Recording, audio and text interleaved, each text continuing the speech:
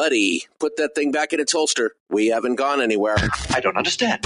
Check out the MichaelDukesShow.com for information on how to get access to the podcast. Welcome to the party, pal.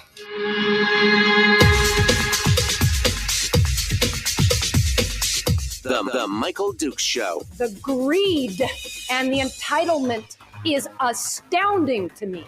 What more could you want from a low-budget radio program? This is a dumpster fire. That was just BS. It is time to get a new perspective. We know just what you need, and we've got just the cure. Open wide and prepare for a steaming hot cup of freedom. I just don't fathom it. The Michael Dukes Show, streaming live across the world. Live around the world on the interwebs and live across the state of Alaska on this, your favorite radio station and or FM translator. It is the Michael Dukes Show. Good morning and welcome to it. Hump Day. Hump Day. Middle of the week. You could see the slide to the weekend from here. That's right. You could see Firearms Friday just around the corner. Good morning and welcome to the program today. A bit of a change of plans. Normally on Wednesday, historically, we have been doing our weekly visit with State Senator Mike Shower. Unfortunately, work got called in, so he is airborne somewhere across the surface of the planet, and so he's unable to join us today, which is a bit of a change of plan. And I had another guest lined up that didn't quite work out as well. So the best laid plans of mice and men, they often go astray. And so here we are today, changing things up just a little bit. And so today it's going to be a bunch of headlines and some other discussion. We may do some what if stuff. We may do a discussion on the whole too big to fail kind of mentality that we seem to have here in America, which kind of ties into the what if stuff. And we might even do a bit of a ask me anything kind of thing. Simply because I keep threatening to do that on a weekend that, we'll just sit down and have an ask me anything, where we just kind of chit chat about whatever. And I haven't done one of those in quite a while, and it might be fun to do it just as kind of a standalone show because it's interesting. But we'll see. But today we might have that as well. The phone lines are already open this morning. So first things first, I guess we'll get that out of the way and open the phone lines and let you know the number again, in case you've forgotten it since the last time. 907-433-3150. 907-433-3150. Willing to answer any questions, willing to talk about any topic, ready, willing, and able. Let's just put it that way. Ready, willing, and able to kind of hang out and talk about things and just discuss stuff with you today because, I got nothing else to do. I mean, I could be sleeping, but that would be, I couldn't leave you guys hanging like that. That would be horrific. All right. So, let's just kind of dig into things and see what you guys want to chat about. You can join us in the chat room. I know most of you are listening on radio, and that's just fine. If you want a little more participation, if you want a little bit more, if you want to go that extra mile or, have some interesting conversations, you can always come on in and join us in the chat room, which is available over on Facebook at facebook.com/Michael Dukes Show. You can also join us on YouTube, where thanks to you, the listeners. We are a brand new YouTube partner, and you can come on over to YouTube as well, or you can even follow us on Twitch, wherever you want to do. It's going to be it's going to be good.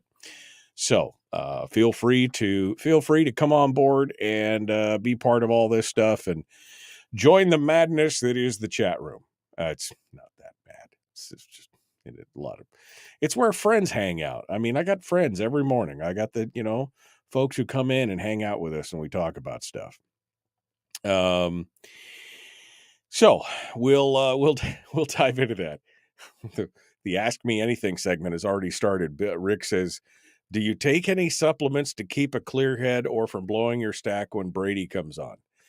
No, no supplements.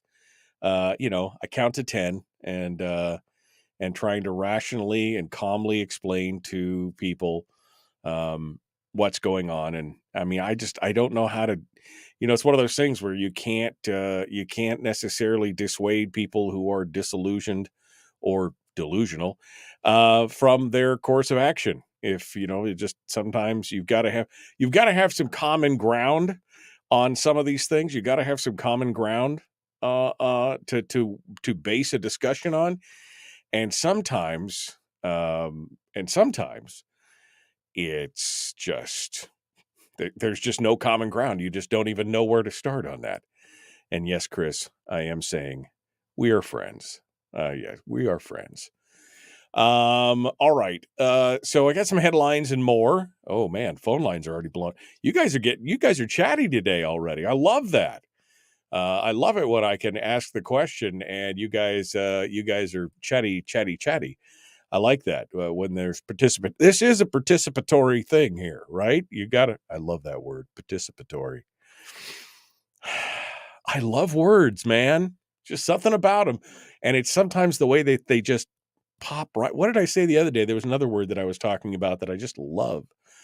But participatory is another one that is just chef's kiss. Love that word. All right. So this show is going to be weird today. I can feel it already in my bones.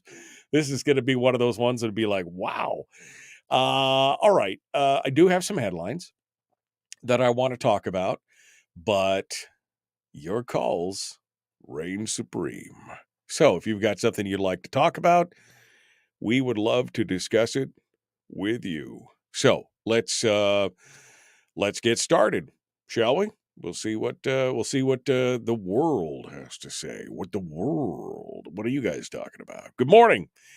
Who's this? Where are you calling from? Good morning. This is Jerry from Seward. Hello, Jerry. What's on your mind? And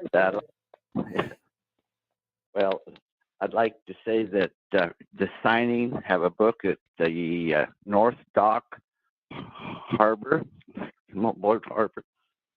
for signing for the ranked choice voting to get that taken care of. And also, did anybody listen? Are you there? I'm here.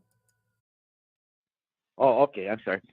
See that David Clemens, that politic on the Dominion voting machines. It was amazing, the amount of fraud. I did not see that. I did not see that video, but it must be on Facebook. When are you going to be on the dock with the signature booklets for the ranked choice voting thing? The book is down there. It's at the bait shop. Mike is taking care of that for me. He's getting signatures. It's real interesting. You can just about bet who will sign it and who won't. Oh. And another thing, I've gone around town, and the response has to be 80-90% favor to the ones that won't. So how did that ever get in to begin with? Well, choice voting. We've talked about that. I mean, how it's gotten in is that they sold it not as a change to the voting system, or they really didn't even highlight the ranked choice thing. They put it in as a fix for the dark money. That's how they put it in. And people were shocked, I tell you, when they figured out what the actual ballot measure language did. And quite honestly, I'm not surprised that you're seeing an 80 or to 90% response positively to remove ranked choice voting. And this again just proves again why Scott Kendall is out there double timing it, filing complaints against every person or organization who is fighting against it, because they're trying to do everything in their power that they can do to silence people who want to stand against it. Yeah, it just blows my mind. You wonder if the Dominion didn't get it in, because I don't believe that many people voted for it. Well, I don't know. I'm not a follower of the whole philosophy on the Dominion thing. I don't think that that's necessarily. I don't think that that's necessarily a factor. I think people were just bamboozled. I think that people were just sold a bill of goods, and that bill of goods was, if you don't like dark money, then go ahead and vote for this initiative, which, by the way, was funded by dark money. But I mean, I don't pay no attention to that part, you know. I think that you don't have to go look for some supernatural or some kind of external reason why it was passed. It wasn't any kind of super secret conspiracy. It was that people were sold a bill of goods and they didn't bother to read the full instructions, which, I mean, even I didn't read all 26 pages. I got to page 17 or 18 and said, I'm done reading this. I am not voting for this. There's way too many changes. And but nobody bothered, I think, to even read what the changes were or understood what the changes were. They were just told that it would eliminate dark money. So I don't think there's any super conspiracy on this. I think it was just people were gullible. You listen to that video of David Clemens, and you may change your mind about Dominion. They're nothing but they can be changed without anybody even knowing. And during the whole voting system, states just shut down. Oh, we're not counting anymore. Well, they're resetting their machines because they had to change their votes. So anyway, I just wanted to mention that to you. But anybody that wants to sign that, they're sure more than welcome, and we thank them. But thank you for taking my message. Well, thank you for calling in. Appreciate that. Thank you for making your phone call today. 907-433-3150. 907-433-3150 is the phone number if you'd like to call in. Again, I don't think that there was any kind of major conspiracy here. I think people were just gullible. I mean, when you spend $7 million on a campaign, on an ad campaign, and 90+% of your messaging for said ad campaign is all about dark money, then you should be like, whoa, right? No wonder people got sucked into it. And no, they didn't bother to read what all the changes were. Of all the commercials that were run during that campaign, and I know because my radio stations ran some of the commercials, it was basically 1 in 10 commercials talked about the actual ranked choice voting component of the ballot measure. The rest of it was all about dark money. I mean, 1 in 10, maybe 2 in 10, but more like only 10 to 15% of the commercials actually talked about in the rotation, talked about the ranked choice component of it. And it was an ad about chips and, all kinds of stuff. And now, of course, we're hearing the commercials about kids choosing ice cream. I mean, it's so simple. Kids could do it. How could you be so stupid? Essentially, is what the whole thing is telling you. But yeah, again, I don't think you have to conjure up some kind of boogeyman on voting machines or whatever. I just think that people got bamboozled. Now, maybe it's easier to blame some other boogeyman about it instead of just taking responsibility and say, hey, I got bamboozled, but you got bamboozled. That's what happened. You don't have to dream up any other kind of thing or any kind of, like I said, boogeyman or what do they call that? MacGuffin to dream it up. You just, it is what it is. It was brilliant marketing. That's what it was. Okay. that's I guess we're up against the break already. Wow, that was quick.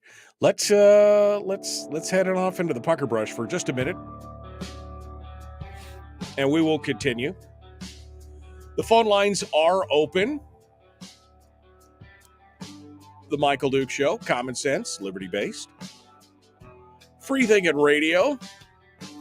We will return with more in just a moment. Oh, just a reminder, coming up tomorrow on the program, candidate for the U.S. House of Representatives, Nick Begich III, will be joining us. And that'll be in hour 2 tomorrow. All right, we got to go. Back with more. The Michael Duke Show.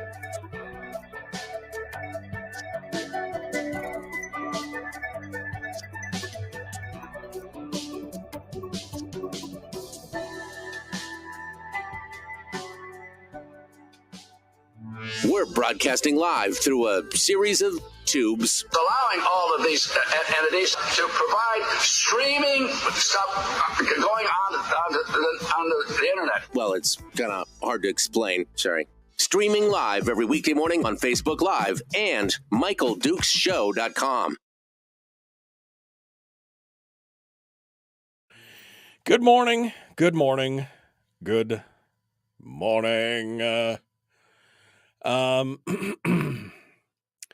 Did you get in trouble in class as a kid in class for talking too much? No, you know what I got in trouble in class for? No, I mean, not really. I was talkative, sure, but I don't think I got it. What I got in trouble for was for reading too much. They'd be teaching something and I'd be reading a book because I like that better than what I was doing at the time.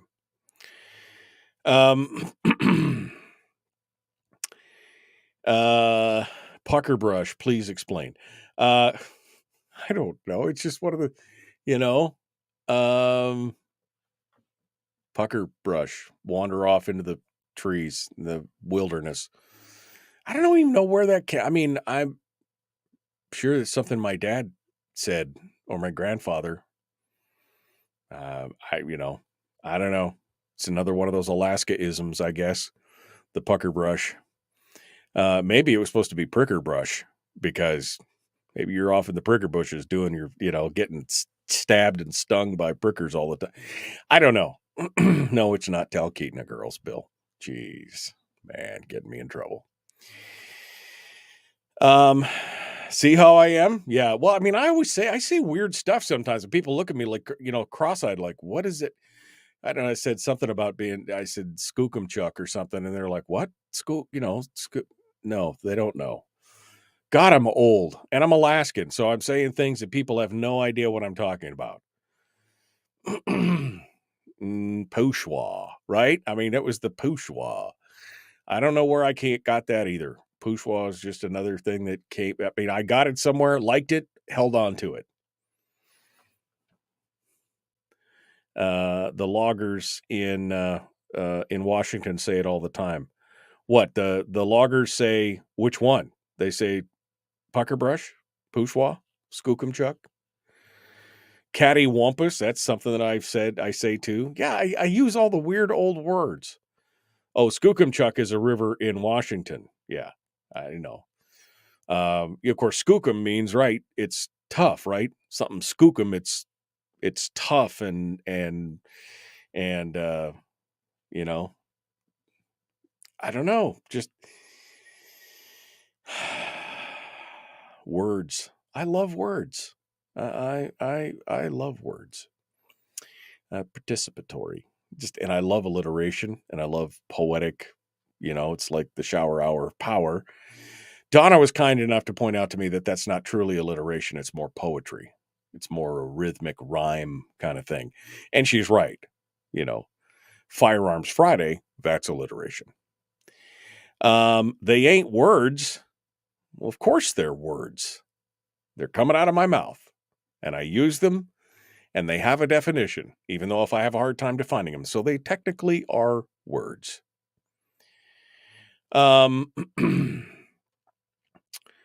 So there you go. I got in trouble for making paper airplanes in elementary school, says he. I mean, okay. Yep. I could see that. Jerica said there's plenty of proof that digital voting is corrupted. I've looked at some of it, Jerica, and I'm sorry. I'm just not 100% convinced. Is there a problem with voter confidence in America? Absolutely. And should some of those things and some of the claims be verified or looked into? Absolutely. Is this some kind of major overarching conspiracy where somebody is probably? I just don't believe that. No, I don't think so. But that's just me. That's just me. You could choose to believe whatever you want to believe. Because quite honestly, at some point, if you believe that was all that was going on, then why would you even bother to go out and vote? If none of it matters, then why would you even bother to go out and, right? If it's all foreordained electronically, then why would you even bother? Maybe that's part of the problem. But again, there is a problem with voter confidence. We've got to figure out how to fix that. All right, jumping back into it. Here we go. The Michael Duke Show, Common Sense Radio.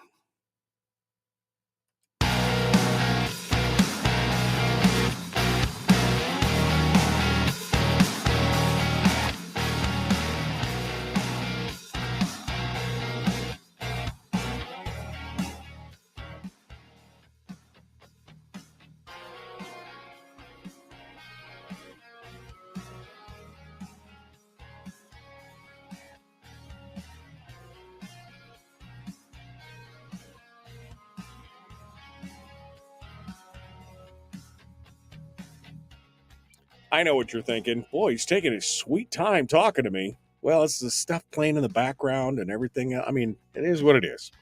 It's hump day. That's what that is. It's hump day. We got talking about words earlier because I said we're going to wander off of the pucker brush, and then somebody said, pucker brush, please explain. And then we got into all these other words and phrases.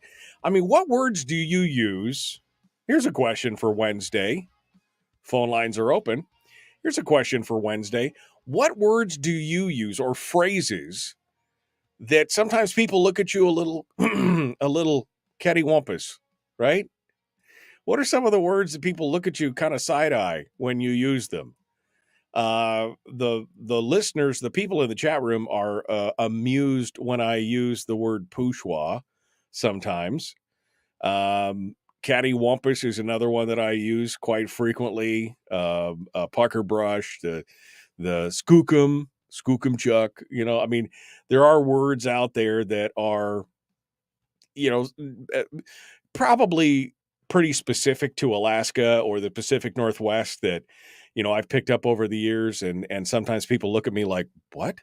Well, I mean, they can infer what the meaning is, but they've never heard the phrase, kind of thing. So what are some words that you use or phrases that you use that again, give you the side eye for? Either they don't understand it or, whatever. I mean, who knows? I might pick up some new ones. I like language. I like language. And I mean, it's just one of those things. Dragooned.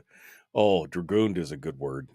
Kitty corner. Yeah, I think kitty corner is, I think people maybe again, I might be biased on this because Alaska, we're a little behind the times. It just seems like we use words that are a little bit out of date with the lower 48. I mean, if you say kitty corner to something, then, John just sent me a text and said, out in the toolies. I've used that. I understand what it means. I've heard it. But again, people look at him sideways when he says, yeah, I was out in the toolies. The what? The toolies, colloquialism. Oh, that's also that's a fancy word. I like it though. I like it. Those are, those are the stink pickle. Somebody just said stink pickle. Okay. That's one that even I'm giving you the side eye on. What do you mean stink? I've got to have that in a sentence. Give that to me in a sentence. I mean, I got to know. I got to know what's going on. But yeah, I've been out in the toolies before. Yeah, there's just something about language that, sometimes it makes you smile. It's evocative. Some of these things are evocative and they stick in the, it's like the earworm, um, where they kind of burrow in and they paint a picture in your mind. It's one of the reasons why I love doing things like voice work, voice acting, and like audiobooks and things like that, because sometimes it's just the language is just, it just paints that picture. It's why I love reading a good book, you know. Don't ask about stink pick. Oh, okay. I got it now. Okay. Thanks so much for that, Bray. He was dropping the kids off at the pool. All right. So anyway, we can go, we can go Tooken, when somebody doesn't know if took or taken is the appropriate word, it's tooken. Well, that's just lazy grammar, Barbara. That's just lazy grammar. That's all that is. Tooken. Kitty corner, catty corner. It's either one, either one. All right. Well, let me while you guys think about all the words that you that you use that people look at you crazily for. Let's talk about some of the headlines before I again wander off in the pucker brush and do walkabout on all this other stuff. When I get distracted, distracto boy here. So Lisa Murkowski has it appeared in an article in The Hill. Suzanne Downing over at Must Read writes about this. And it's not like Suzanne is writing from a perspective of shocked, I tell you. It's almost more like resignation, like she's just resigned to the fact that, this is what's in The Hill, the political news website. Alaska Senator Lisa Murkowski carried the lead message from liberal Republicans who think the party may be getting too extreme for their tastes. It was a signal that she is disenchanted with the direction that Republicans are taking. The Hill wrote, GOP senators are saying that they're increasingly confronted by constituents who buy into discredited conspiracy theories, such as the claim that Democrats stole the 2020 presidential election or that federal agents incited this January 6th attack on the U.S. Capitol. Then they go on to quote Lisa Murkowski. We should be concerned about this as Republicans. I'm having more rational Republicans coming up to me and saying, I just don't know how long I can stay in this party. Murkowski said, now our party is becoming known as a group of kind of extremist, populist, over-the-top people where no one is taking us seriously anymore. She was addressing the opportunity that Republicans have for taking back the White House, and she hinted that she is disenchanted with her political party. She continued, you have people who felt some allegiance to the party that are now really questioning, why am I in the party? I think it's going to get even more interesting as we move closer to the elections and we start going through some of the primary debates. Is it going to be a situation of who can be more outlandish than the other? She asked, rhetorically. If she had anything nice to say about Republicans, the reporter did not take notice. Now, if you want more proof positive that Alaska continues to be more purple than red, because again, I think we were disabused of the notion that Alaska is somehow a super red state, which we've all kind of been under the impression of for many years, is that Alaska was just, but that we're more purple than red. And Downing, I think, puts the fine point on it here. Murkowski was elected with a moderate and a liberal Democrat voter in Alaska. So Dan Sullivan is the moderate. Peltola is the liberal Democrat. And she herself is a liberal Republican. If you know nothing else, all you have to do is look at the makeup of our national congressional delegation to understand what the makeup of Alaska is really like. You've got Murkowski, who is the liberal Republican. You've got Dan Sullivan, who is the hawkish very pro-defense, hawkish, moderate Republican. I mean, God love Dan Sullivan, but he is no strong, strict conservative. And then you've got Mary Peltola, the liberal Democrat. That should tell you all you need to know about what is the political demographic or political makeup in Alaska. And then Downing goes on to talk about the primary and Kelly Tshibaka and everything else and all this other kind of stuff. But she finishes up with this. She says, by criticizing those voters, by saying, people who were, extremists or rational Republicans, Republicans being too extreme, by criticizing those voters as fringe, Murkowski just took a swipe at 46% of Alaskan voters who chose Tshibaka and who are not part of the Republicans that Murkowski sees as rational. And I've been saying that for a long time, that there's a huge component of the Republican Party. And quite honestly, it's mostly in the Republican Party leadership that sees the rank and file Republicans as a rabble. That's all they see them as. They see them as not peasants per se, but as a rabble, as an angry mob or whatever. And they just don't understand. I mean, the leadership of the Republican Party in this state has been failing the main thrust of the party. Now, I'm not a Republican. I don't have any dog in that fight. But as an outsider looking in, I can go, well, those aren't the principles that you guys are supposed to stand for. I mean, it seems like that the people on the street and the people that I talk to one-on-one and some of the districts, that they're all fighting for that, but that the leadership is just, it's like it's a different animal altogether.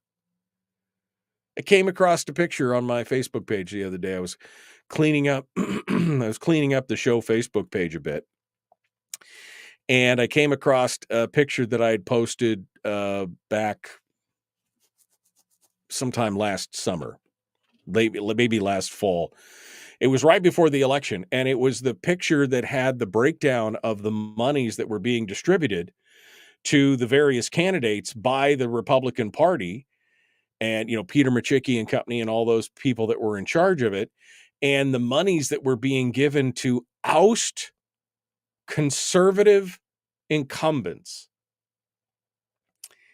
And I just thought that this is a perfect, this is just a perfect example of what I'm talking about. Yes, that's the problem. There are many, and tell me that there's not a bit of hubris in this kind of stance to begin with. This goes back to the politicians. Everything that we're talking about goes back to the politician's disease, right? The I know better than you. That's why I could never be a real major name brand politician, because I just don't have the hubris to believe that I have all the answers and that I'm somehow smarter than my constituency. I never felt that when I was working in the borough assembly. I was always looking to try and just basically be to moderate the discussion is all I was ever really trying to do. Always trying to bring new ideas in and try and cherry pick the best ideas from everybody. But just this whole idea that somehow the rational Republicans, that just, again, it just fringes a whole bunch of people but that's been the reaction from the leadership in the Republican Party in this state. It's astonishing. But again, it's either going to drive people who are more conservative out of the voting process, or, well, I just don't know. Again, all you have to do to see what the political makeup in this state looks like is look at our elected officials. They're at every level. The three major conservatives in the Senate put in a corner. Nobody puts baby in a corner. But they did. They put him in a corner. Even the conservatives in the House majority, still a minority of the majority, are conservative members. Think about that for just a minute.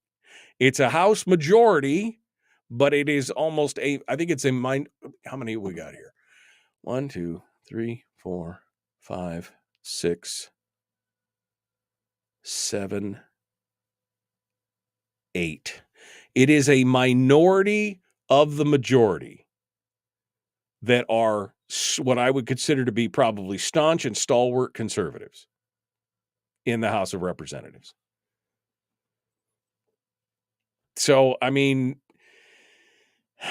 we could keep crying about how, what's happening around. It's just, things are changing, and we either got to get up off our rusty dusties and do what we need to do and engage and bring other people along with us, or, I think like so many people have, they just started to unplug and basically said, screw this thing. I'm done fighting that fight.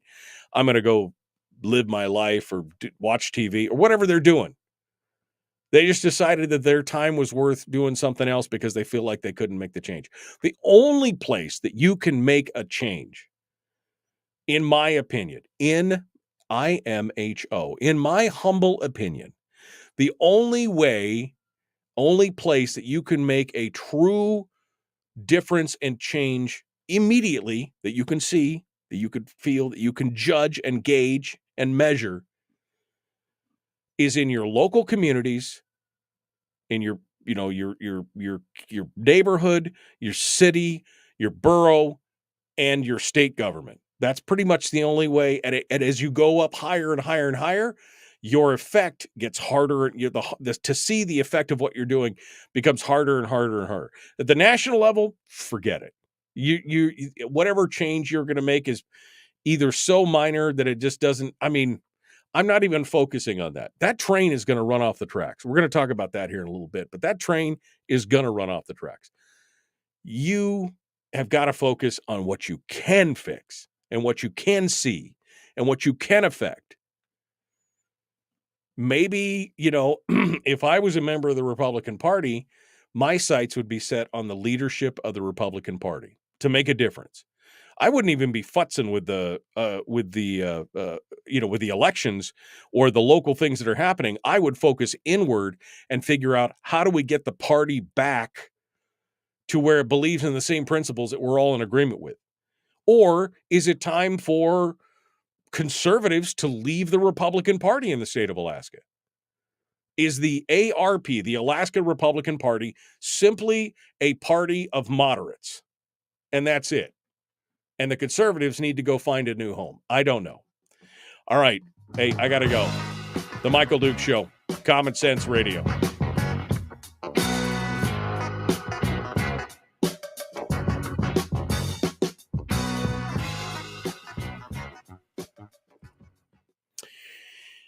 Whoa, I got talking. I got talker. I got talkie. I got talkie. He dropped a stink pickle. Whapper-jawed. Ooh, I like that word. Jason says whapper-jawed. I need a definition there. I gotta. There it is. I'm sorry, I missed it. It's lower down. The chain is all whapper-jawed on the saw. See, because if I saw that, it's all skidgywumpus is what I would say on the thing, or cattywampus. I mean, but I love that, whapper-jawed. I'm gonna have to remember that one. Alaska conservatives will continue to support the Republican Party no matter how much they get pooped on. I mean, I think that's really going to be, Chris. I think you've kind of nailed it here. It's like it's almost habit force. They just continue to do it because they've always done it. And nobody's really analyzing it to look around and say, is the party really? I mean, I know what they say, but what do they do? I know the party is supposed to be part, but what do they do?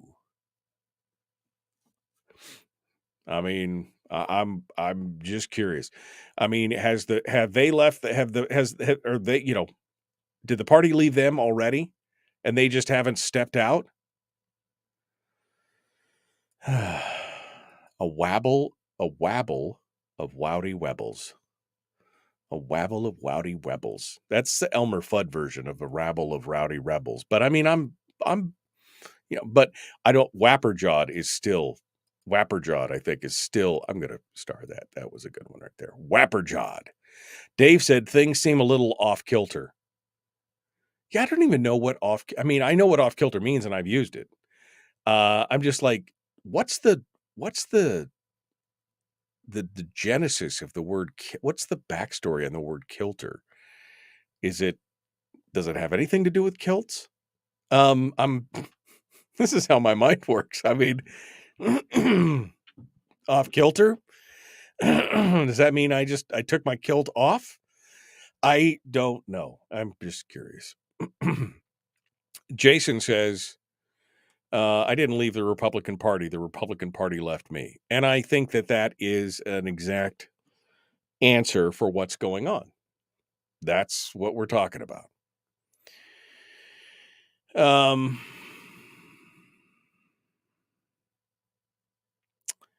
It starts at the ground roots. Get involved. Whoops, come on.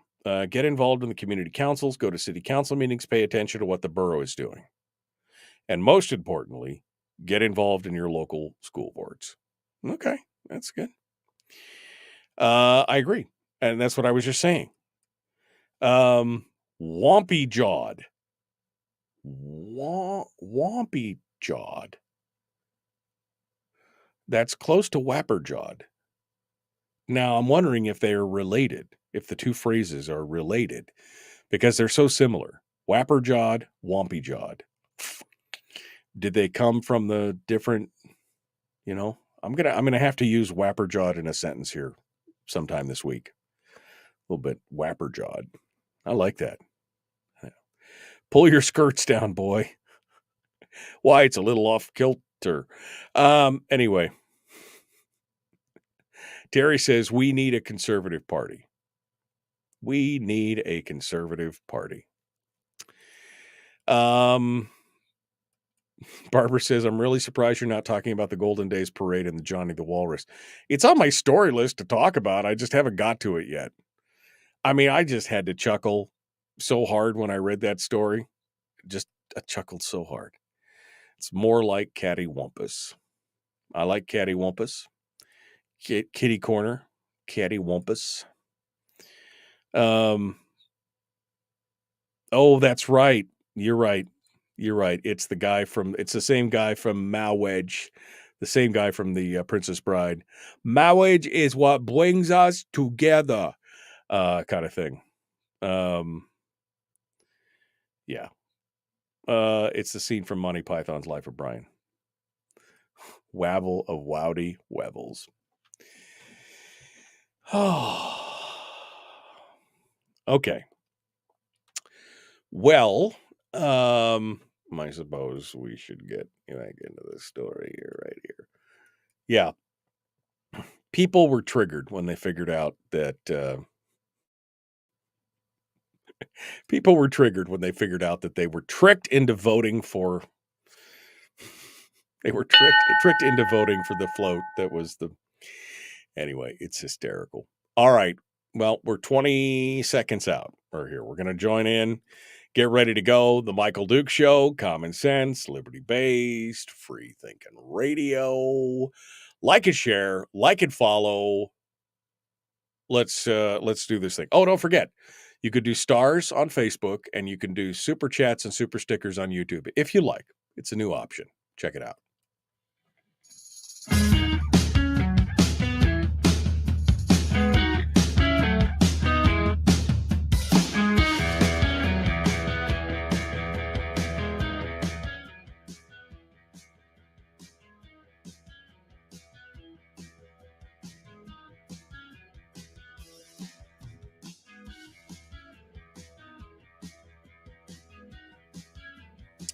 Okay. Welcome back to the fastest 2 hours in radio, the Michael Duke Show. Normally on Wednesdays, we're joined by State Senator Mike Shower for the Shower Hour of Power, but that's not happening today because he got called into work, so he's somewhere he's 20,000 feet over our head somewhere.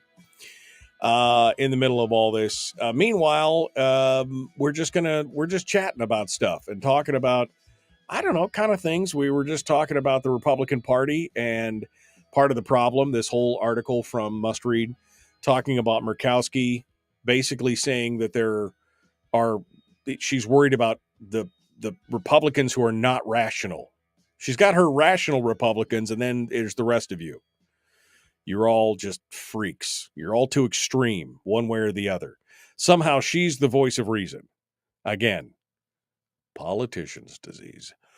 So anyway, we were talking about that. We were talking about words and phrases and favorite sayings and things that I say that sometimes people, it's funny when I say something, I don't even realize it. It's just part of my speech pattern, and people would be like, "What? What did you just say? What does that mean? What does that mean? It's a double rainbow. What does it mean?" And yeah, people just like, "What?" Anyway, so we're talking about words, and I've got a new one. Somebody, I'm sorry, who was it? It was Jason. Jason came up with a new one. Whapper-jawed. That's a word that he uses. Whapper-jawed. Like the chain is whapper-jawed on the chainsaw, meaning it's messed up. It's cattywampus. It's out of alignment, right? Anyway, whapper-jawed. I'm gonna try and use that in a sentence this week. Again, I love words. Yeah, that's what I think. I love words. All right. So phone lines are open today. If you want to talk about anything else, 907-433-3150, 907-433-3150. If you want to sound off on any topic or you want to talk about anything today. Next up on my list of stories that I wanted to cover today was a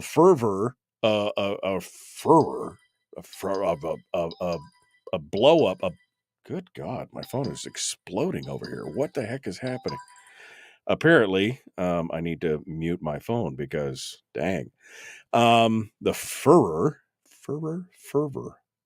and furor, or furor is something completely different. What? See? You guys got me on words. Furor, right? Furor, the whole... It's the hubbub. Outbreak of panic, anger, or excitement. Furor. It's F-U-R-O-R, not F-U-H-R-E-R, not Heil myself. It was furor. Furor. Here we go, not furor. Furor. Anyway, the dust up in Fairbanks. Words are hard. I love them, but they're hard. The dust up in Fairbanks during the Golden Days Parade. There was a float in the Golden Days Parade. North Star School Board candidate Michael Humphrey was the winner of the float contest. His float was a gigantic inflated walrus that was towed behind the parade. It had Michael Humphreys for School Board plastered on the side of it, and right under its tusks, it had a sign that said, "A Johnny." So Golden Days, they that's the big festival in Fairbanks. That's the big summer festival that they have in Fairbanks, and they have it's the biggest parade of the year. And so anyway, there was a float contest, and Michael Humphrey won with his Johnny the Walrus float. And then he was awarded the top prize. And then someone figured out that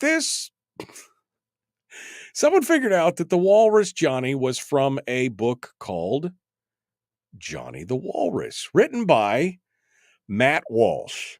You know, the What is a Woman guy, Matt Walsh, that guy from the Daily Wire, which is just fantastic.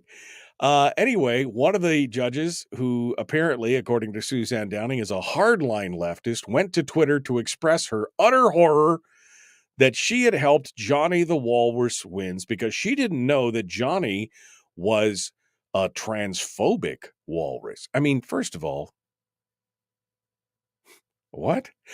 Second of all, wow. She goes to Twitter and says, so it turns out that the best political float was an anti-trans float. The judges had no idea. We had 2 floats to choose from for political. You know what I hate? Hateful people. Well, wait, you just said you hate something. Isn't that make you a hateful person? It just, we both feel sick about it, and especially on how it reflects in our community to those who don't know that the judges did not have context. We thought, oh, this guy has a mustache kind of like the walrus. We're in Alaska. That's an inflatable walrus. Okay. The book, Johnny the Walrus, is about a boy with a big imagination who pretends to be a dinosaur. He pretends to be a knight. He pretends to be a walrus, yada, yada, yada. He's basically... Anyway, it's a story about imaginations. That's what it's about. But the left, oh baby, that just meanwhile they're just kind of losing their mind over there, and other people basically were saying he's disgusting, he's he's blah blah blah blah blah. But I just had to laugh that they had no idea how innocuous was that, and how brilliant on the part of Michael Humphrey to be able to bring this in and basically be like, see, I mean, I've got a mustache. The walrus kind of looks like the mustache. And it was just this kind of stealth insult to some of those folks out there who were going to be butthurt. And they were so butthurt because they didn't even know. They didn't even know. They were whapper-jawed. They were absolutely... Okay. I mean, I got it in. That's all I'm going to say. They were gobsmacked, absolutely gobsmacked by that they just didn't know. And how could they? And of course, now they got to decry it and everything else. But what a hot mess. All right, we gotta go. Hour 2 is dead ahead.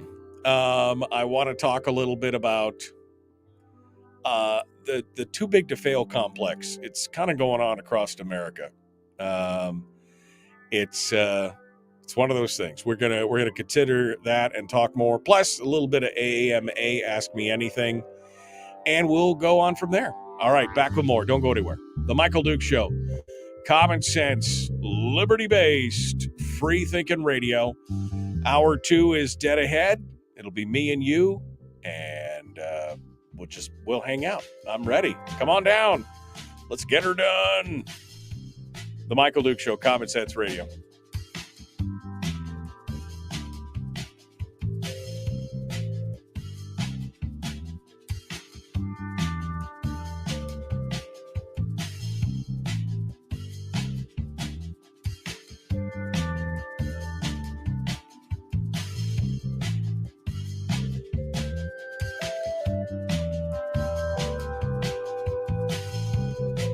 Bill said he thought it was Bert Stedman, the walrus.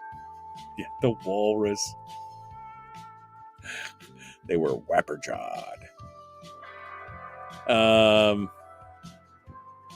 Would that be a cow with a tusk? Rick says he finally got the star thing working. Thank you, Rick. And thank you, Bill. I see Bill had laid down some stars again this morning. I appreciate that.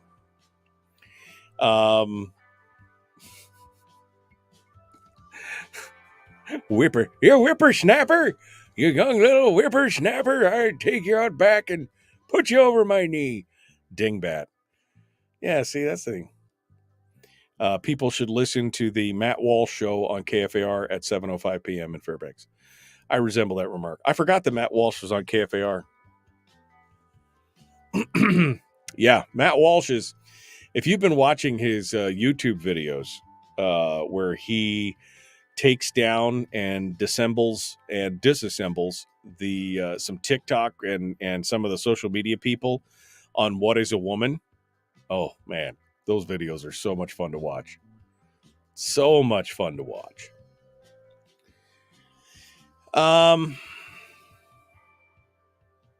Okay. Lack of tusk.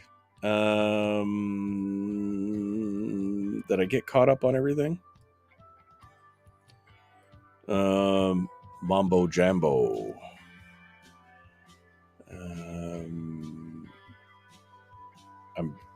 going backwards. My sister used to sing, put the lime in the coconut, then drink it all up. Yeah, that's it. Put the lime in the coconut, then drink it all up. Circling back to the conversation with Julie Colombe, one of the areas the R's have abandoned is support of families. It's still there, but it has been muted. It seems like the Republicans have farmed out their economic platform to the Libertarians, which themselves have been co-opted. I think in some ways you're not wrong, my friend. You know, I get it, you know. Willie, if you look at our track record, though, people in the Valley have been the most proactive on local issues, and the community doesn't like something, the next meeting is packed to the doors. That is true. I will say that the Valley is, you know, I would say that the Valley is definitely one of the most proactive places I've ever lived. North Pole and the Valley, very much two birds of a feather. When the city of North Pole was trying to annex big chunks of the area around the city of North Pole, I walked to 175 houses in the area surrounding my neighborhood, and we had that place packed. I mean, it was standing room only for 5 hours.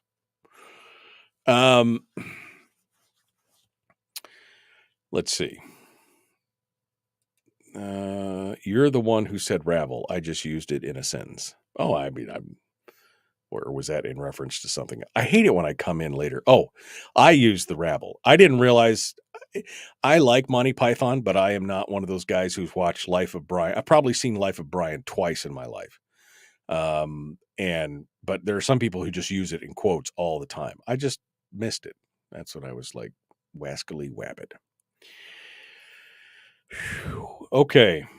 A gazillion. Going over, yada, yada, yada. Pour the lime in the coconut. Good morning, good morning, good morning. We were tricked into voting for confirming that we are, what? They were tricked into voting for confirming that they are living a life of delusion, since it's a walrus that now makes what the Rainbow Coalition say is a good thing to happen is now wrong, eating their own. Yeah, I mean, they're embarrassed because they got bamboozled, right? I mean, they got schnookered. Sorry, that's so pretty and it's beautiful, and oh my God, it stands against everything that I stand for. What was I thinking? I mean, so, oh man, your scarf backstory. Well, if you've been watching the show, you know that I have this scarf in about 12 different colors. I started wearing, it's called a shmog, shmog,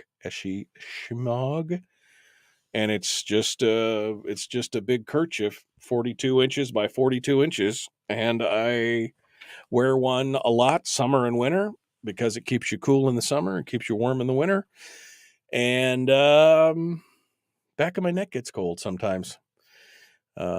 It's kind of very handy. And I've just been wearing one for, I had friends who were military personnel that came back from the desert, and one of them brought me one, when they came back from fighting in Iraq and Afghanistan. And one of them brought me one. I still have it. It's a original, it's not a retail. It was one that he got off the streets of wherever he was at. And I really liked it. I enjoyed wearing it. And so I bought some more. There you go. That's what it's all about. All right. 40 seconds out. Quest for the Holy Grail shaped my life, or at least my humor. Have I done voice work for a movie? No, I have not. In a world where radio show hosts do no work for movies. No, I have not done any movie work. To do a lot of that stuff, you got to be a SAG-AFTRA member. And I just, on principle, have refused to join that thing yet. All right, we got to go. Going to be back here at the Michael Duke Show, Common Sense Radio.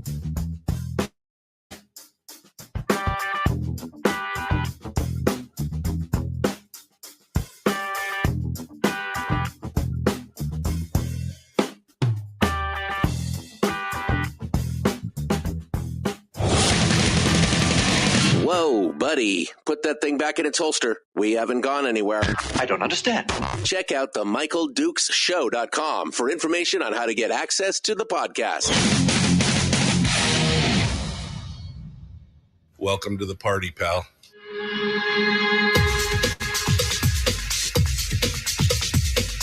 The Michael Dukes Show. The greed and the entitlement is astounding to me. What more could you want from a low-budget radio program?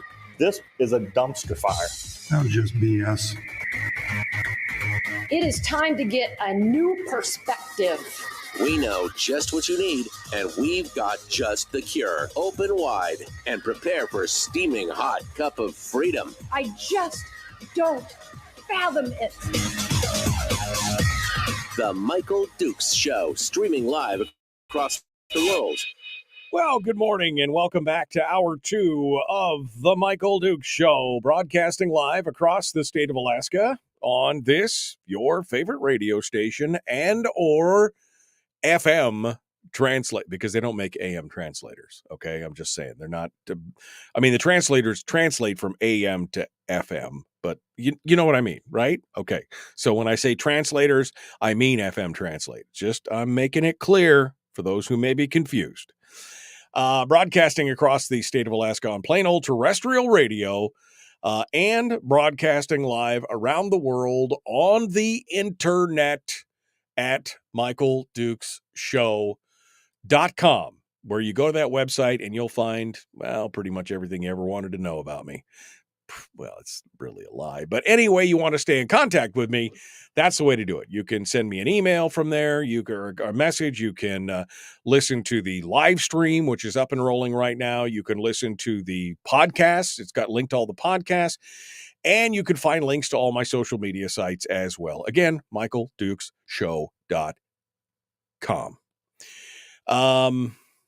And I was going to say something about the new website, which has been done for about 5 months now, with the exception of the little e-commerce component of it, which I'm going to have to hire somebody out to take care of that, because I've been struggling with it. And I just, every time I'll sit down and take an hour or two to try and figure out what's not working quite right.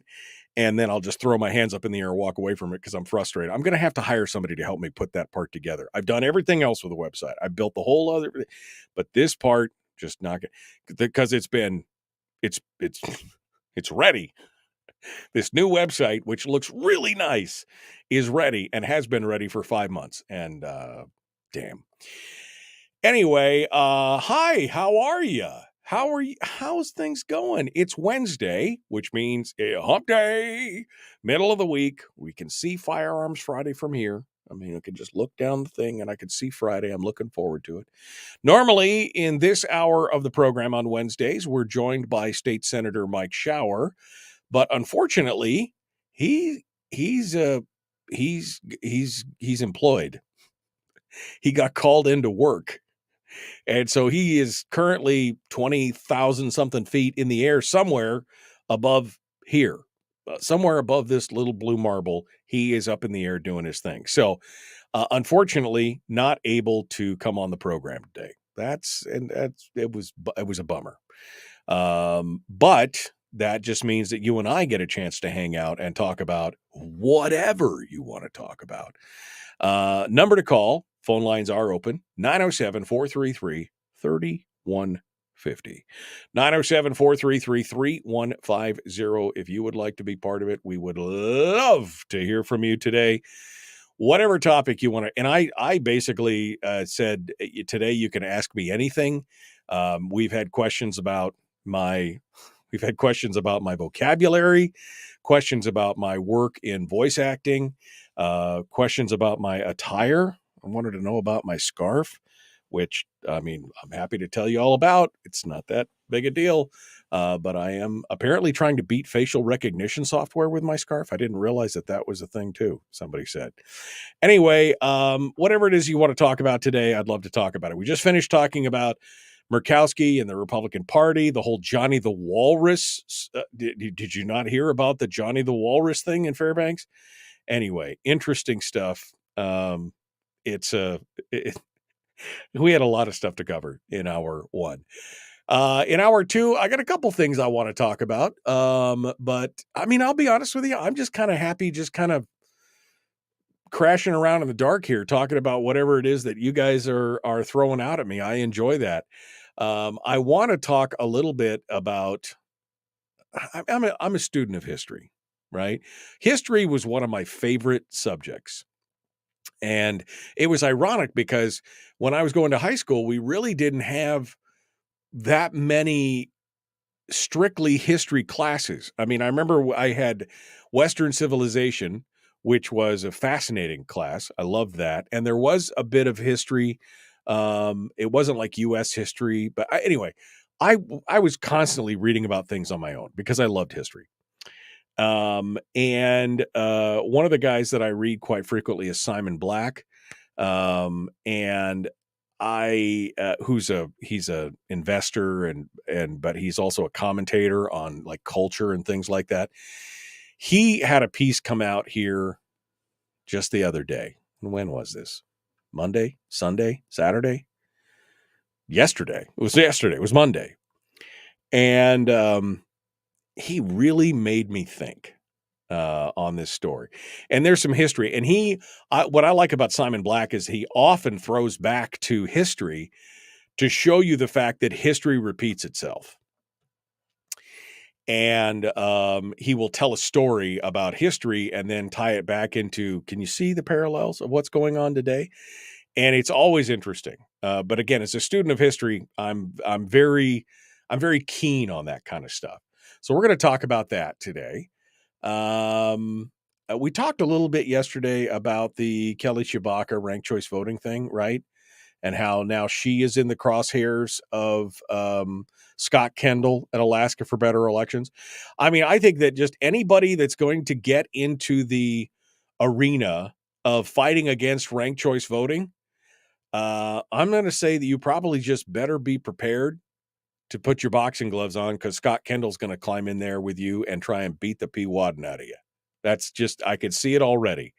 He's got nothing but time, and he's an attorney, which reminds me of the Shakespeare line.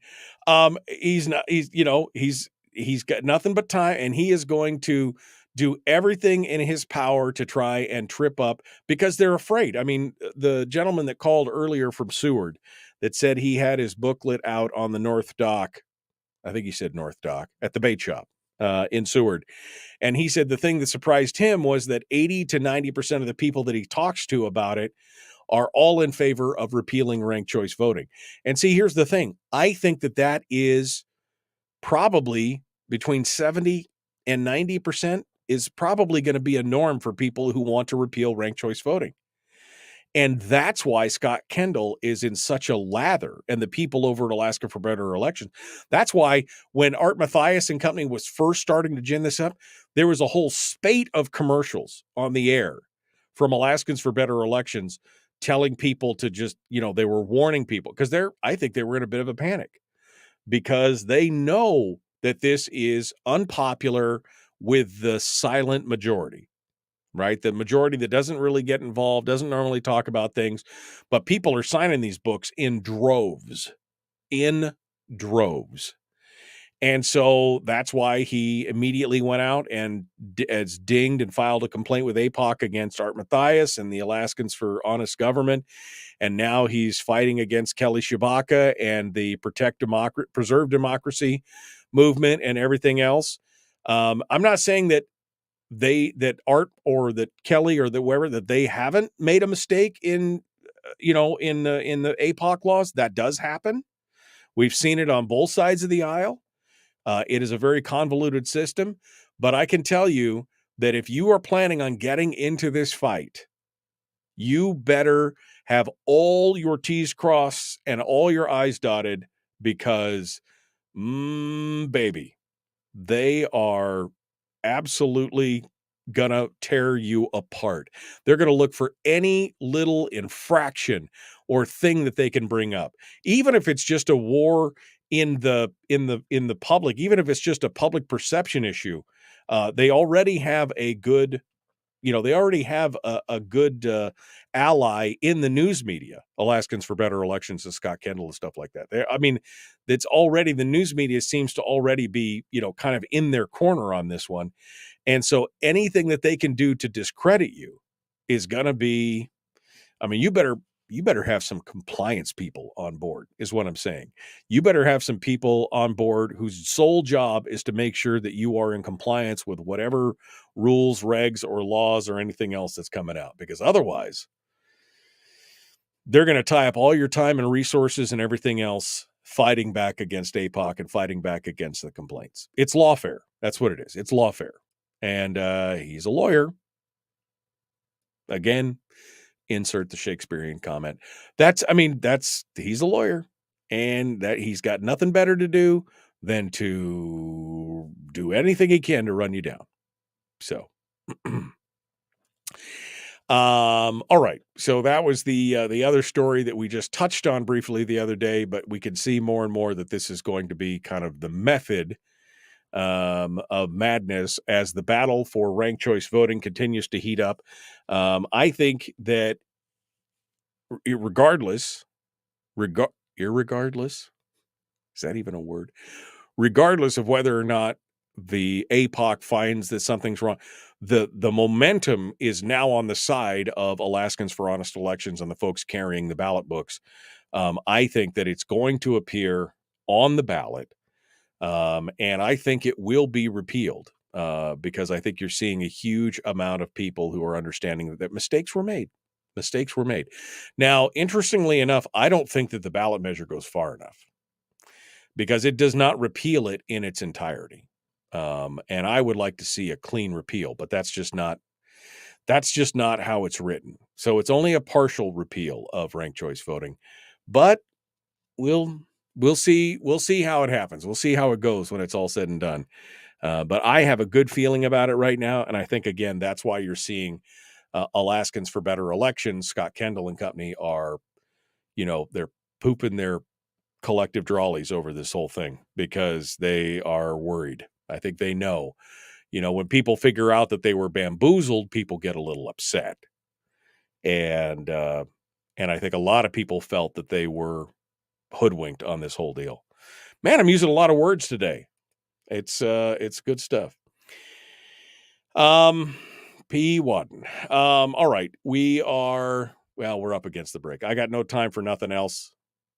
Ooh, that was a horrible. I don't have time for anything else right now. We're going to come back over us and we're going to rejoin in just a moment. And then I can talk about the story inspired by Simon Black, the too big to fail, the plan A, as he talks about. And we'll come back to that. There's some things we got to do. We got to wake up to some things. And I think he brings some good information to the table. We're going to talk about that. All right. Back with more. The Michael Duke Show, common sense, liberty-based, free thinking radio. We will continue in just a moment.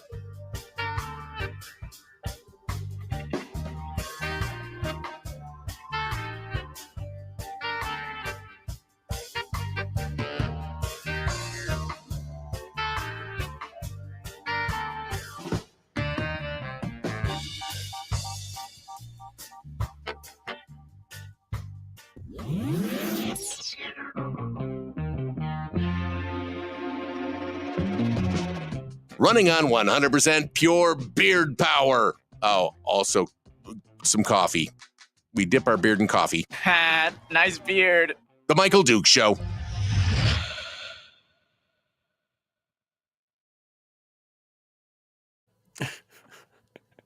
Strange woman lying in ponds distributing swords is no basis for a system of government?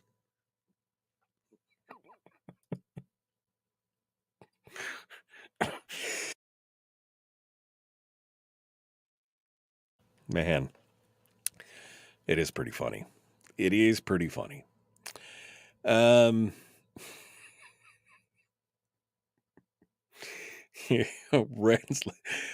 liver, ocelot spleens, wolf nibble chips, get them while they're hot. They're lovely.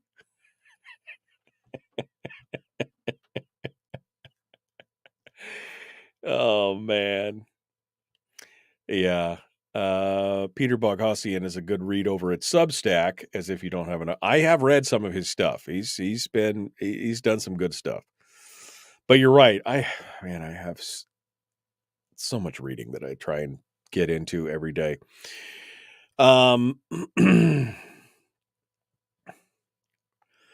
Let's see here. Good accents. Said with a Cockneyville. Oh, I see. Said with a Cockney drawl. Yeah. Strange woman lying in ponds distributing swords is no basis for a system of government. Governor. All right. Oh,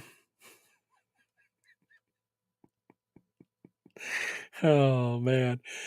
All right. Hey, look, somebody's on the phone. Somebody's on the blower on the horn. We should figure out who they are and where they are and what they're calling about, and then we'll take the call when we get back to the radio. How about that? Over here. Good morning. Who's this? Where are you calling from? Hey, Michael. This is Chris in Fairbanks. Hey, Chris. You want to hold the line? I'll be right back to you here. We are about 2 minutes and 30 seconds out. You got it, buddy. All right. Chris is in Fairbanks, and he's back on hold. All right. So we do that. What in the world are you drinking? Nothing. Just good old plain fashioned water. I don't know. Today's just one of those days where I'm just like, let my hair down. What little I have left of my hair, I'm just letting it down a little bit.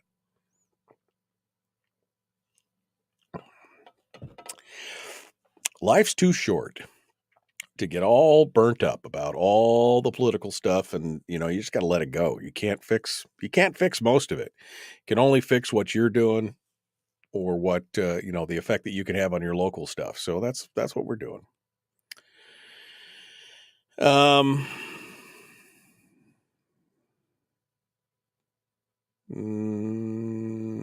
Is it a bonus hole or a black? I don't know what's going on.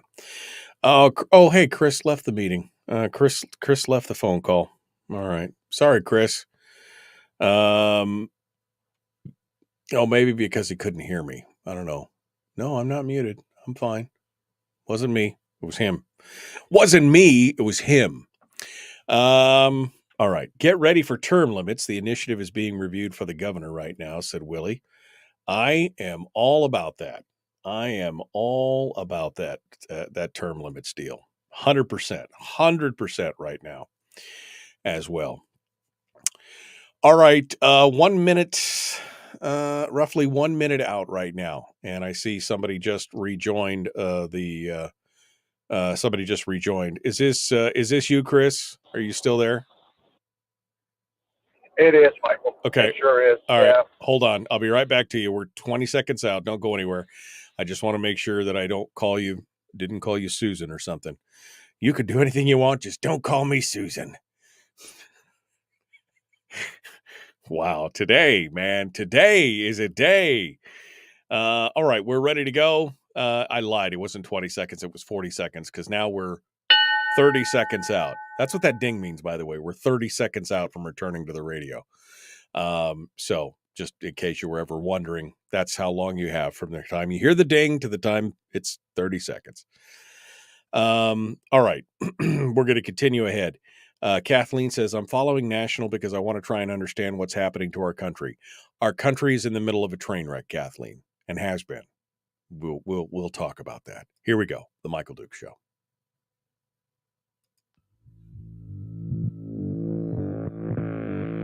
Public enema number one. Oh, wait, sorry.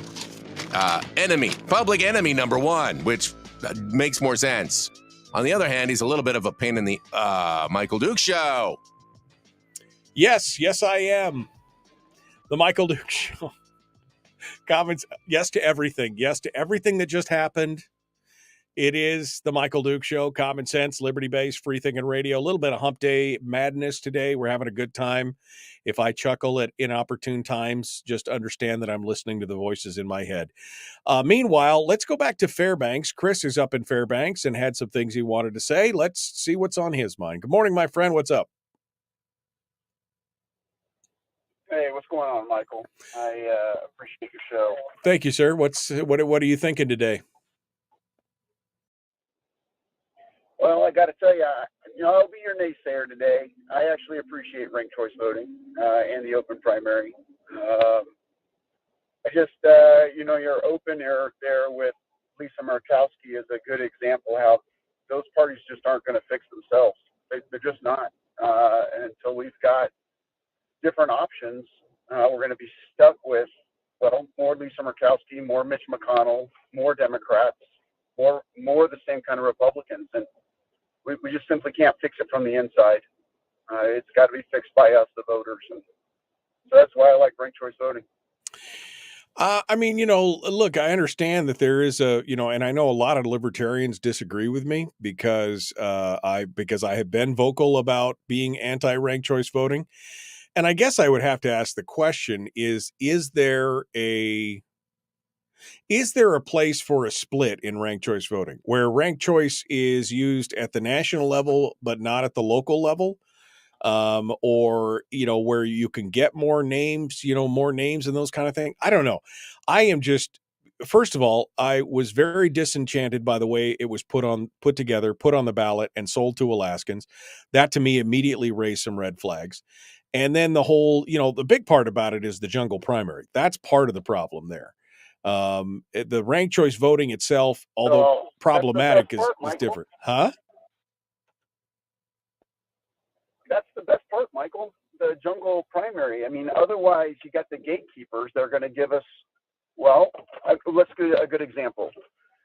In a perfect world or in a more better world, we would have a Joe Miller, right? And then out comes from Senate Finance or whatever they call their little PAC that the Senate has. We've got an exorbitant amount of outside money that floods the system, and now you can spell Murkowski with a Z or a Q, and she'll still get elected. Right? The open primary allows for other people to get past that gatekeeper so that we don't have to dicker with that. That's the whole reason for the open primary. Now, I got it. It was created by some political parasites. I completely concur with you. But right. Without that open primary, I just don't know how you can get past the gatekeepers. And they're alive and well. And they're going to produce the same kind of alive and well. Is that my radio? No, that was me. I'm sorry. I didn't mean to interrupt you. I just say, doesn't it, and I agree with some of the things that you're saying. And I understand that, we saw candidates like you and others, Sean, and some of these other candidates that would have had no chance to make it onto a major ballot. We saw that happen and it was fantastic. And I was happy to vote for you. And I was, I was excited about those things. But the question is, doesn't it worry you, the people who are putting these things into place and their motivations for doing so? That it's the manipulativeness that worries me. And the fact that it did create a tremendous amount of confusion, the fact that it was a bait and switch, they were sold dark money versus the actual change. And it bothers me more than I can really say, more than anything else, because you're right. In some components, I believe you're right. It does offer wider access to people who would never be able to get that. They don't have the name recognition. It reduces in some ways the powers of the incumbency, but at the same time, it dilutes the vote of the more conservative side, or really the more liberal side of the balance sheet. And I'm not necessarily in favor of that either. But my main concern is just the way. Doesn't that worry you that that's how they had to present it? Don't you feel like the other shoe is going to drop? I guess, Michael, the prescription isn't going to fix the problem with the first dose, right? I mean, we've been doing this duopoly now for, the better part of 100 years. We're talking from FDR to today, right? Because before FDR, we actually had federalism and we had states that actually had rights, and they didn't have to go to the federal government in order to beg, for stuff. But between the Civil War and FDR, federalism has kind of gone by the wayside, and we're stuck with what we got right now, which is exactly what you mentioned earlier with Murkowski is a good example of that. And so if we're going to try to get past that, it's going to take more than one dose. And yeah, I got you. I'm with you on the dark money, but I told him, if there's anybody listening, it's this guy who totally understands the dark money issue of this. But we've got to start someplace. I mean, imagine if you're in Congress and one of the parties says you need to have oxygen to breathe. The other side would hold their breath and start litigation, aka Mr. Kendall, right? Right, I mean, right. that's just how it is. And we've got to get some normalcy in there. And the only way I can see doing it is that jungle primary. I mean, above all, that's the one thing that Alaskans can actually have a say in to make a positive directional change. And I don't know how we do that. Well, the good news is, Chris, is that the jungle primary component remains with the repeal. That's the one part that does remain is the jungle primary. Yeah. So, I mean, I guess I would rather see it. Yeah, I've read it repeatedly. I'm sorry, what? I've read that. Yeah, I'm with you on that one. Yeah, so the jungle primary remains. The ranked choice voting part becomes is the part that would be repealed. Maybe it's baby steps, Chris. Maybe that's what it needs to do. Maybe it's the jungle primary first. Maybe we'll see some names. I think, quite honestly, if the Republican Party in the state continues to go the direction that it's going to go, I think that you may see some split-offs from the Republican Party. Now, what does that mean? Does that mean that libertarians get a boost? Does that mean that the AIP gets a boost, or who gets those members, or do they create their own conservative Republican Party or something like that? I don't know, but I just know that the conservatives that I talk to are very frustrated with the whole situation and scenario with the leadership of the Republican Party, and if it continues and they can't oust them, then something new may come about. Maybe. I mean, we've been waiting now for, what do you think? Maybe 20 plus years. I mean, since Governor Frank Murkowski was in charge. I mean, that's a long time to wait. Oh yeah, no. Some of us have been waiting. That's a long time to wait. Some of us have been waiting a lot longer than that. Some of us have been waiting, since before Joe Vogler died for something to change. And I just, some of us were not necessarily. I liked a lot of what Joe had to say. I didn't believe that a secession movement was the answer or was going to fix anything, but he was shining a light on a lot of things that I thought people would eventually come around to. And it's been 30 years almost since this, and we're still here. And so either people are just inured to it, or they're just tired and not participating. Right? I think that's what we're seeing more than anything. I think is people just, they're exhausted with the divisiveness and the polarization. And so they just throw their hands up in the air and they walk away. And I think that's what we're facing. And I think the ranked choice voting thing for many of them was just the final straw. And that's why we saw the lowest voter turnout in history, because they're just like, oh, this is just, it looks like the whole thing looks hanky and look, I'm done. And I think that's problematic because this is a participatory sport. Politics is a participatory sport. So. True. So I'm up to, hold on, I keep paper in my truck. Let me get it real quick. So I'm up to 1,047 people that I've asked who didn't vote, and I've asked them, hey, why didn't you vote? Generally speaking, it's the same reasons, Michael. It's the same reasons. Like either one, nothing on the agenda really spoke to them to come out and vote, so they voted with their feet. None of the candidates were relatable, or it really just didn't matter.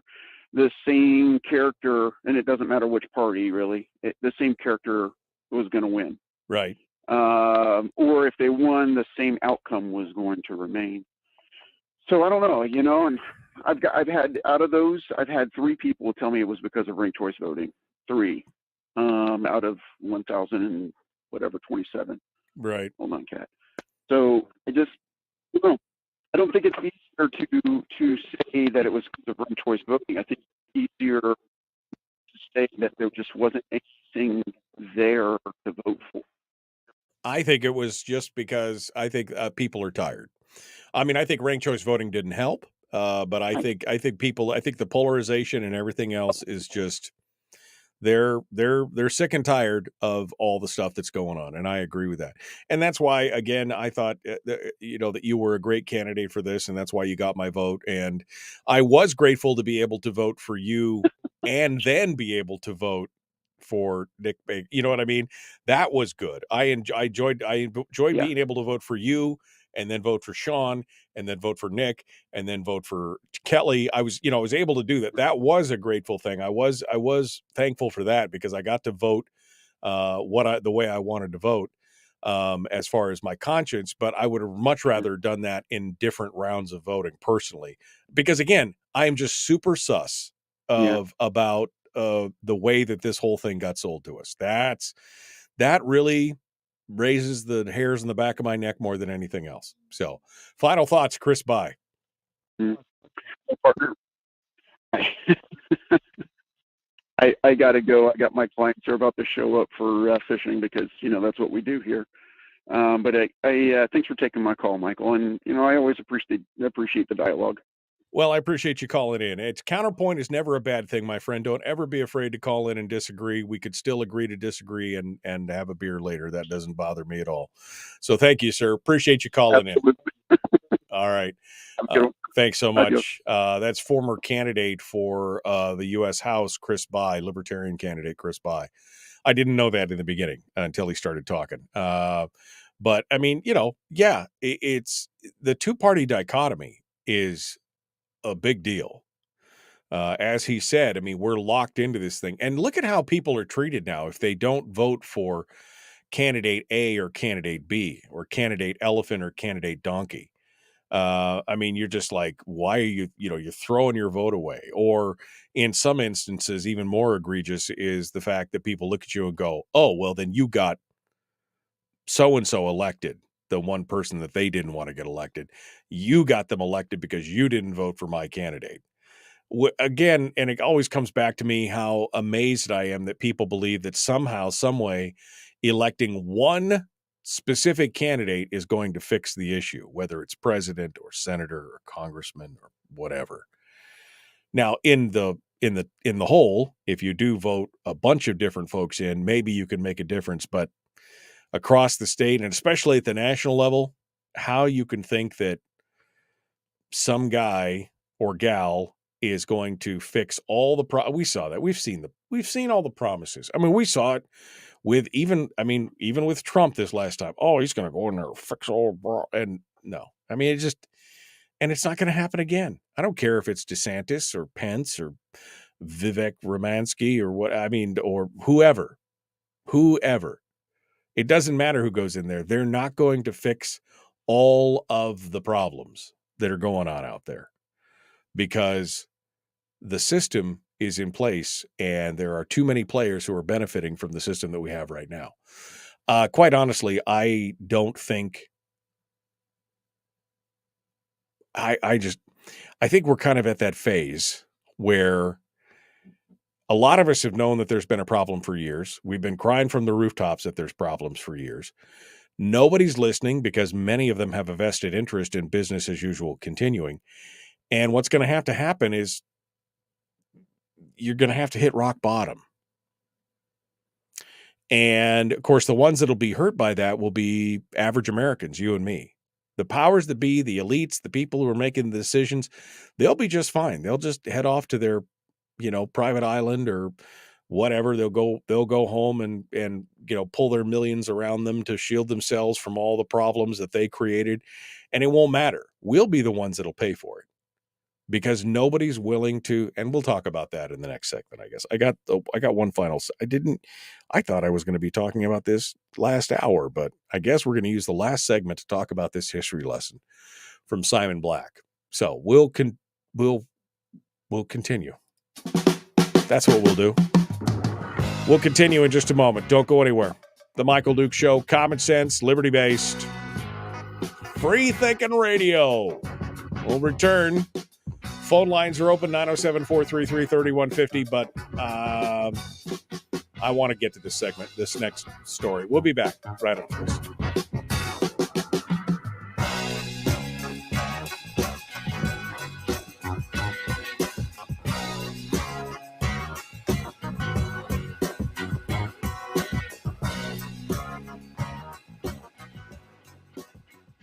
If you missed the show, you can listen to it on your time with Dukes On Demand. Oh, and it's free. Like America used to be. Streaming live every weekday morning on Facebook Live and MichaelDukesShow.com. Okay.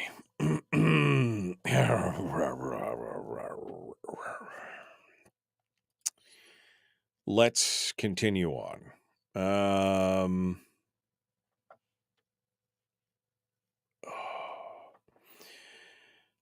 We need to go back to paper ballots and hand counting, said Amy Merles. I think that there's nothing wrong with paper ballots. The problem is, of course, paper ballots are good because you always have the backup. Even if you use scanning, I'm not opposed to using scanning machines as long as you have the paper ballots for backup, because then you can always do the recount and you could physically see what, you could see what is what and where is where. Any attempt to change the way we vote is wrong, period. Chris said, we voted this way since conception, and over 200 years later, they want to change it. Yeah. Because they're not getting exactly what they want, I guess. But I mean, to Chris's point, not Chris Byers here, but to Chris Byers' point, that's not confusing at all. Chris Byers is the listener in the chat room. Chris By was the candidate who was on the phone a minute ago. But to Chris Byers' point, we've got to find some other way to get some other candidates up there in the spotlight, in the limelight. It's, we've got to find some way to break the two-party dichotomy, and I don't know how to do that. The duopoly of the two parties. I'm not sure that it will, but again, I will get into this here in the next segment. I hope I'm going to have enough time, because there's a lot of stuff that I wanted to cover that we didn't get into through here. At least it's not snow. It's going to be a tequila summer, but at least it's not snow. I mean, that's what I've been saying lately. I mean, I know yesterday it got nice for like 2 hours in the afternoon. And in fact, I was driving home and the sun was streaming in and I was like, oh, this beautiful vitamin D. And then it started raining. I'm just like, oh, man. But I tell myself, at least it's not snowing. At least it's not snowing. I went straight to tequila because, rain again. Well, I mean, I like the rain, but I also like the sun. I like a mix of the two. I just don't want one or the other all the time. What was it, last year or the year before, that it was so hot the first couple months of the summer? It was just like, oh, it was murderous. Heavens to Murgatroyd. It was, yeah. I'd like to get a chance to start mowing. I know we were going to mow the grass and then it just got so wet. I mean, all that rain this weekend, I walked out on the lawn and it was like squish, squish. I'm like, it's going to take 2 days for this thing to dry out just to be able to mow it. Amazing. Amazing. Randy says, oh no, did you say the jungle primary will still remain even if the ballot measure to get rid of the ranked choice voting passes? Yes. Like I said, it doesn't repeal the whole thing in its entirety. It only repeals the ranked choice voting portion of it.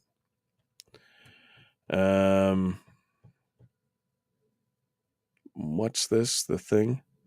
Speaking of Ron DeSantis home toggle navigation menu, you just copied something.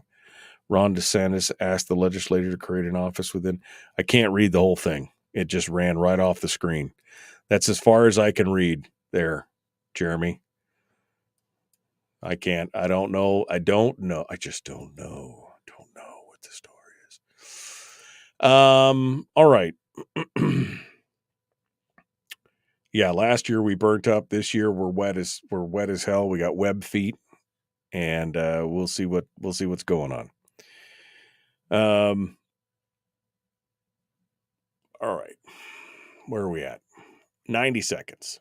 90 seconds to the return. And we are ready to go. Do me a favor. Would you like and share this video? Especially you guys on YouTube. I was doing some reading about the algorithm the last couple days since, Now I'm officially a partner. I figured I probably should figure out how the thing works. If you like and share or just put an emoji in the comment or something like that, it really helps with the engagement, and it may elevate it so more people in Alaska who are on YouTube will have my videos pop up on their feed. So make sure you comment, like, and share the videos on YouTube, especially liking the videos and then commenting. That triggers more movement and gives it a higher likelihood that it'll plop it down in front of somebody in Alaska who maybe has never heard of the show. I know that's hard to believe, but there are Alaskans who've never heard of the show. I know. Shocking, I tell you. So, like and share, follow, subscribe, do all the things. Do all the things out there that you can do. Here we go. Common sense, liberty-based, free-thinking radio. Let's get down into... Harold was only here for a little bit yesterday, and I haven't seen him all week. It's been nice and quiet, hasn't it? Here we go.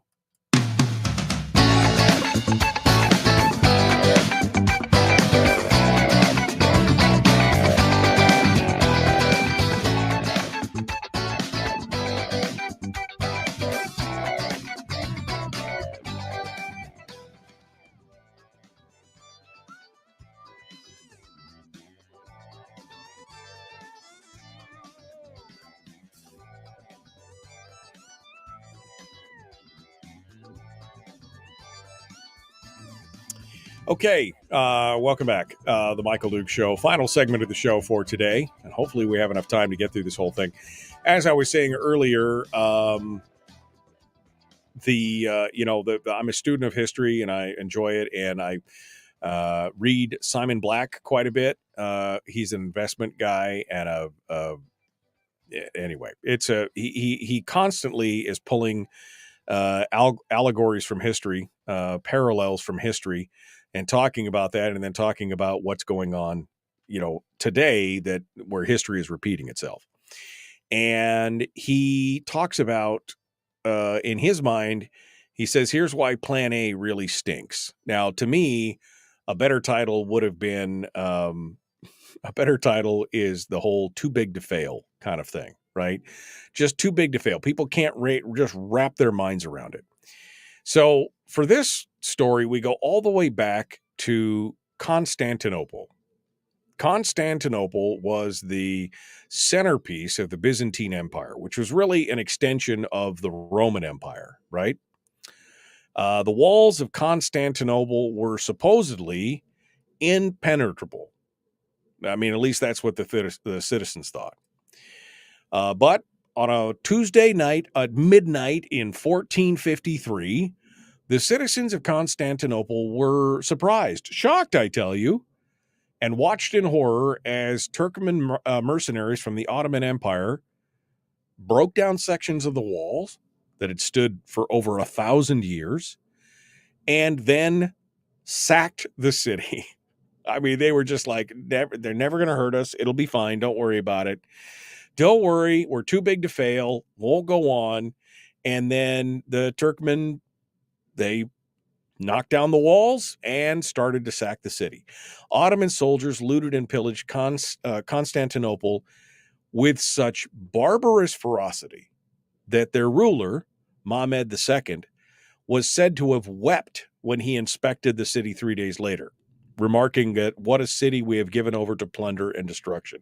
I mean, even he was shocked at the ferocity of what was going on. Prior to the Ottoman siege, Constantinople had been the capital of the Byzantine Empire, which again was one of the most powerful empires in the world for centuries. It was the legitimate continuation of the original Roman Empire. In fact, Constantinople originally was known as Nova Roma, or New Rome.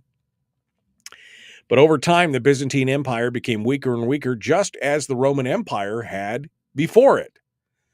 And similar to Rome, many Byzantine emperors were legendary for their incompetence. There was a study in 2012 from a medical journal in 2012 that concluded that at least 7 Byzantine emperors exhibited signs of pathological confusion consistent with dementia. Have they run that same test on the president? Byzantine rulers squandered the empire's wealth. They inflated the currency, and they failed to secure their borders. They engaged in disastrous trade and economic policy. They adopted highly unpopular social positions that were out of touch with the mainstream citizens. They canceled anyone who disagreed with them. Some ideological dissidents were exiled, while others were blinded or had their tongues cut out. Political blunders led to humiliating defeats of the Byzantines' once dominant military, causing a severe loss of the empire's reputation around the world. They failed to keep up with their rising adversaries, as rivals like the Ottoman and Venice, the city-state of Venice, grew more powerful. Many Byzantine rulers ignored obvious threats and continued to mismanage the empire. Just like Rome, there occasionally were strong Byzantine emperors who undid some of the damage, but they couldn't stop the inevitable decline. And by the time the Ottoman armies approached in the spring of 1453, the Byzantine Empire was essentially done. It wasn't even an empire at that point. In fact, it was just a few square miles of area, no larger than the size of Rhode Island. That was pretty much the whole thing. The Byzantine Empire had shrunk down. It was in obvious decline. Yet even with such obvious decline, and even with an invading army moving towards their city, the residents of Constantinople clung to the past. The idea that their empire and their city were invincible, too big to fail. As a result, many people did absolutely nothing in the face of such danger. They just sat and watched Ottoman engineers chip away brick by brick until the walls fell down. Simon Black calls that Plan A, a hope for the best. Do nothing and hope for the best. Again, I call that the symptoms of the too big to fail disease. He then goes on to talk about there are a few obvious examples of some serious challenges that are facing the United States. He talked about the banking crisis from just 4 months ago. And how problematic that is. The bigger one in my mind is Social Security. He says Social Security is another example. The program's trustees state very clearly that Social Security's key funds will run out of money within 10 years. What is the government doing about it? Nothing. What are most individuals doing about it? Nothing. It's Plan A. Let's just pretend that everything will be okay despite all rational evidence to the contrary. Now, this barely scratches the surfaces of the challenges. There's national debt, crumbling education system, weaponization of government agencies, cancel culture, the idea, increasing likelihood of the U.S. dollar losing its dominance as the world reserve currency. You can go on and on. And you can even look here in the state of Alaska. Too big to fail. We're going to expend all the money that we can and then some. We're going to exhaust the PFD. We're going to take it all. Then we're going to exhaust the permanent fund dividend, and it's going to be consumed by all government spending. And then within just a handful of short years, I estimate maybe 3 short years after that happens, there will be taxes on it. It just doesn't matter. And we'll just keep going on like it'll be fine. Don't worry. We can spend all we want. We are too big to fail. These are the lessons that we are failing to learn from these whole systemic things. I mean, the Roman Empire is a prime example of what's going on, from debasing the currency on downward, breads and circuses and social programs and the elevation of the Senate to, nearly of the Roman Senate to nearly godlike noble status. And the fact that, it just, you could go on and on and on. And we can look at this today, and there's so many parallels in what's going on today, and nobody is learning those lessons from history. Too big to fail. Don't worry about it. It'll all work out. I came to the conclusion several years ago, and it's one of the reasons why I stopped covering national. I mean, not only do I feel like I couldn't affect it, not only did I feel like I was smashing my head against the wall every day that I talked about many of those things, I also came to the conclusion that nobody is going to change it. That essentially the wheels have got to come off the bus before anybody is willing to make a change. It's the old adage of how do you unpickle a pickle? You don't. You throw it on the ground, you stomp it under your heel, and you go get a new cucumber. That's what you do. If from the fighter pilot standpoint, I wish Mike was here to talk about it, but from the fighter pilot standpoint, it's that go, no go point, right? Where you've gone too far, you fly, you only have a certain amount of fuel. You've gone too far to be able to return. You're over halfway point in the journey in the amount of fuel that you have. We can't go back because nobody's willing to do it, because there's vested interest in continuing things on the way that they are. And if the warning signs are the warning signs have been there, but if nobody pays attention to them at this point and it goes on for any more length of time, you will not be able to return. I mean, it's you just won't be able to come back. And I came to the conclusion about 10, 12 years ago that they're all in it together. And I guess I shouldn't say that. I jokingly said about the thing, they're doing it on purpose and they're all in it together. I think many of them are doing it on purpose just to basically bolster themselves, their egos, their incomes, whatever. I don't think that they're all in it together, but I think that there is a cadre on both the left and the right that all have a vested interest in keeping things going the way that they're going. And either they believe that it's just there'll be something on the horizon that will save them, or if the wheels do come off the bus or the train does crash, they'll survive because they've insulated themselves through all their influence and everything else. So I guess this comes back to the what if component of what we talked about in the past. Are you prepared with a plan B? That's what Simon Black was talking about, a plan B. Are you prepared with a plan B because everyone else is just planning on plan A? Have you looked at your finances and what you're doing and everything else? Have you paid attention to what you can do and how you can prepare your family for any eventuality, including the wheels coming off the bus? It's an interesting thought, but history informs future outcomes. Probably should learn a little bit more about what happened in the past so you know where you're going. Out of time for today, my friends. Thanks for coming in. The Michael Duke Show, Common Sense Radio.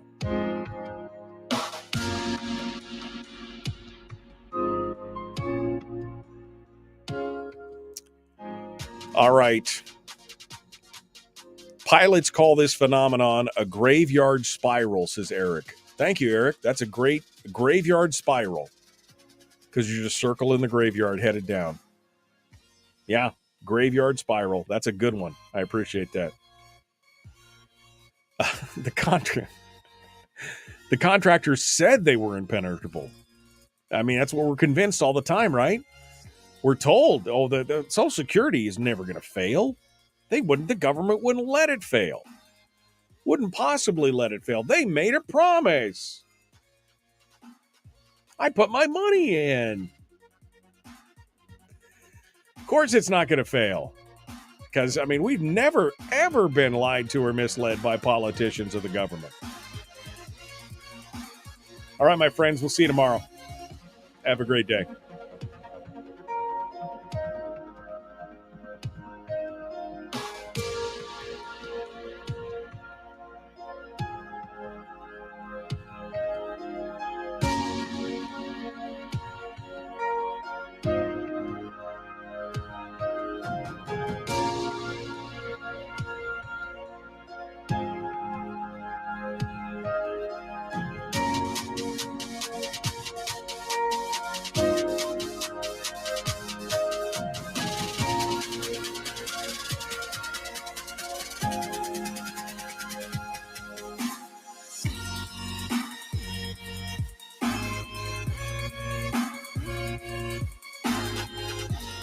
Goodbye.